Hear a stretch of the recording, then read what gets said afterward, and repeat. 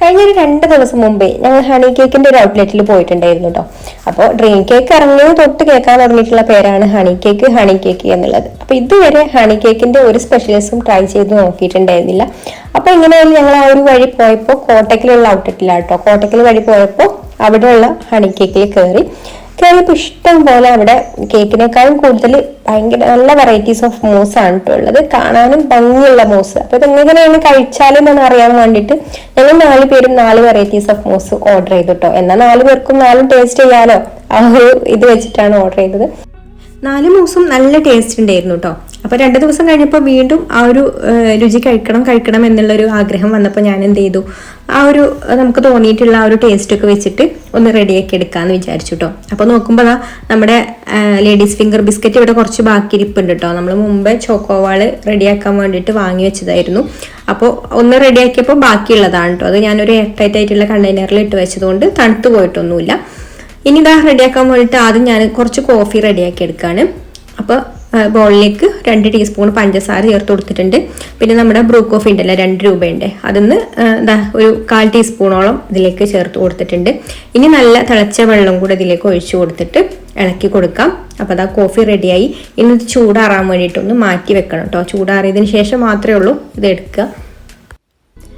അപ്പോൾ ഇതാ നമ്മുടെ ഇറ്റാലിയൻ ലേഡി ഫിംഗർ ബിസ്ക്കറ്റ് ഇത്രയേ ഉള്ളൂ കേട്ടോ. അപ്പോൾ ഇത് സെറ്റ് ചെയ്യാനുള്ള ഇതിന് പാകത്തിനുള്ള ഒരു പാത്രമാണ് ഞാൻ എടുത്തിട്ടുള്ളത്, ഒരു പുഡിംഗ് ഡിഷാണ് എടുത്തിട്ടുള്ളത്. ഇനി നമ്മൾ ഈ ഒരു ബിസ്ക്കറ്റ് ഈ ഒരു കോഫിയിൽ, ചൂടാറിയിട്ടുള്ള കോഫിയിൽ ജസ്റ്റ് ഒന്ന് ഡിപ്പ് ചെയ്ത് കൊടുത്തതിന് ശേഷം ഈ ഒരു ട്രേയിൽ, ഈ ഒരു പാനിൽ ഇതുപോലെ നിരത്തി വെച്ച് കൊടുക്കാം. ഒരുപാട് നേരം ഇത് സോക്ക് ചെയ്യരുത് കേട്ടോ, കാരണം പെട്ടെന്ന് തന്നെ ഇത് അബ്സോർബ് ചെയ്യും, വെയിറ്റ് ഇല്ലാത്തൊരു ബിസ്ക്കറ്റ് ആയതുകൊണ്ട്. ഇനി നിങ്ങൾക്ക് ഇതിന് പകരം വേണമെന്നുണ്ടെങ്കിൽ റസ്കും എടുക്കാം കേട്ടോ. ഈ ഒരു ബിസ്ക്കറ്റിൻ്റെ വേണമെന്നില്ല, ഞാനിപ്പോൾ ഇത് കയ്യിലുണ്ടായതുകൊണ്ട് ഇതൊക്കെ വെച്ചിട്ട് ഒന്ന് ട്രൈ ചെയ്ത് നോക്കുകയാണ്. അപ്പോൾ അതാ ഇവിടെ സെറ്റാക്കി എടുത്തിട്ടുണ്ട്. പിന്നെ കുറച്ച് ചോക്ലേറ്റ് എടുത്തിട്ടുണ്ട്, ഡാർക്ക് ചോക്ലേറ്റ്. അതിലേക്ക് 2 ടേബിൾ സ്പൂണോളം ഫ്രഷ് ക്രീമും കൂടെ ഒഴിച്ചു കൊടുത്തിട്ട് ഇതൊന്ന് മെൽറ്റ് ചെയ്തെടുക്കാം. ഒന്നുകിൽ ഡബിൾ ബോയിലിംഗ് രീതിയിൽ മെൽറ്റ് ചെയ്തെടുക്കാം. ഞാനിവിടെ മൈക്രോവേവിൽ വെച്ചിട്ട് ജസ്റ്റ് ഒന്ന് ചൂടാക്കി എടുക്കുകയാണ്. അപ്പോൾ അതാ നമ്മുടെ ചോക്ലേറ്റ് ഗണാഷ ഇവിടെ റെഡി ആയിട്ടോ. കുറച്ച് തിക്കായിട്ടുള്ള ഒരു ഗണാഷയാണ്. ഇനി നമ്മൾ കുറച്ച് വിപ്പിംഗ് ക്രീം ഇവിടെ ബീറ്റ് ചെയ്ത് വെച്ചിട്ടുണ്ട് കേട്ടോ. ഒരുപാട് സ്റ്റിഫായിട്ട് ബീറ്റ് ചെയ്തിട്ടില്ല, ചെറുതായിട്ടൊരു കട്ടിയിലാണ് ബീറ്റ് ചെയ്തെടുത്തിട്ടുള്ളത്. അതിലേക്ക് നമ്മൾ മെൽറ്റ് ചെയ്തെടുത്തിട്ടുള്ള ഈ ഒരു ഗണാഷ് ഉണ്ടല്ലോ, ചോക്ലേറ്റും ഫ്രഷ് ക്രീമും കൂടെ ചേർന്നിട്ടുള്ളത്, അത് ചേർത്ത് കൊടുത്തിട്ട് നന്നായിട്ടൊന്ന് മിക്സ് ചെയ്ത് കൊടുക്കാം. ഇത് നമ്മുടെ ഡ്രീം കേക്കിനൊക്കെ മൂസ് റെഡിയാക്കി എടുക്കുന്ന ആ ഒരു ലൂസിലാണ് കേട്ടോ ക്രീമൊക്കെ ബീറ്റ് ചെയ്തെടുത്തിട്ടുള്ളത്. അപ്പോൾ അത് നന്നായിട്ട് മിക്സ് ചെയ്ത് കൊടുത്തതിന് ശേഷം, ചോക്ലേറ്റ് ഉണ്ടായതുകൊണ്ട് തന്നെ അത് മിക്സ് ചെയ്ത് കൊടുത്താൽ കുറച്ചൊന്ന് നല്ല തിക്കായിട്ട് വരും കേട്ടോ. എന്നിട്ട് നമ്മളിതാ നമ്മൾ സെറ്റ് ചെയ്ത് വെച്ചിട്ടുള്ള ബിസ്ക്കറ്റിൻ്റെ മുകളിലേക്ക് അടുത്ത ലെയറായിട്ട് ഇതുപോലെ എല്ലാ ഭാഗത്തും ഒരേ കനത്തിലൊന്ന് സ്പ്രെഡ് ചെയ്ത് കൊടുക്കാം.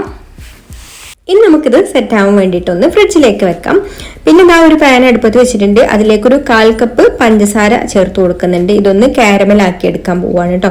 അപ്പോൾ കാരമലാക്കി എടുക്കുമ്പോൾ കുറച്ച് സമയം വരും, പക്ഷെ ക്ഷമയോടെ കാത്തിരിക്കുക കേട്ടോ. ഒരു മീഡിയം ഫ്ലെയിമിൽ വെച്ചിട്ട് ഇടയ്ക്കൊന്ന് ഹൈ ഫ്ലെയിമിൽ കൂട്ടി വെച്ചിട്ട് ഈ ഒരു കളർ ആവുന്നത് വരെ ആക്കിയെടുത്താൽ മതി. ഇതിൽ കൂടുതലായി കഴിഞ്ഞാൽ ഇത് കയ്പ്പരസം വരും കേട്ടോ. അപ്പോൾ അതാവാതെ ശ്രദ്ധിക്കണം.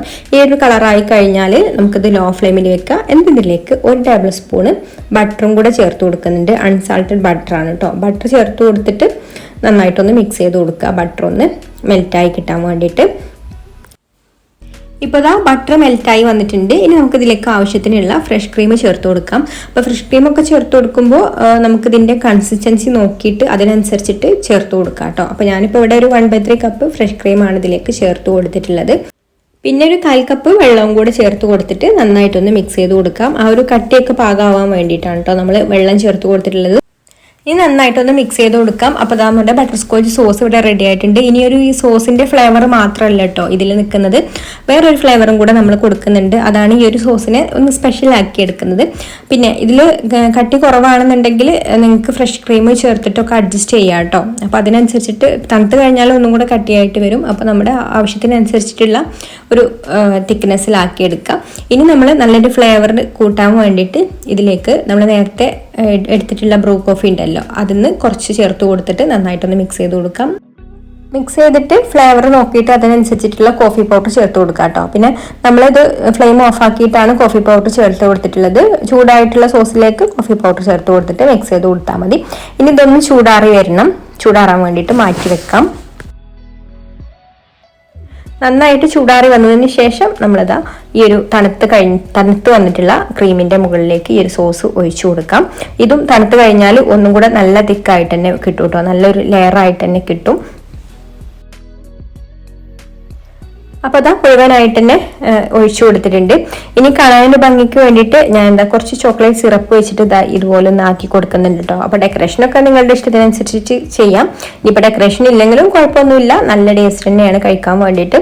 അപ്പോൾ അതാ ഞാൻ ഇതുപോലെ ഒന്ന് ആക്കി കൊടുത്തിട്ടുണ്ട്. ഇനി തണുപ്പിക്കാനായിട്ട് ഫ്രിഡ്ജിലേക്ക് വെക്കാം.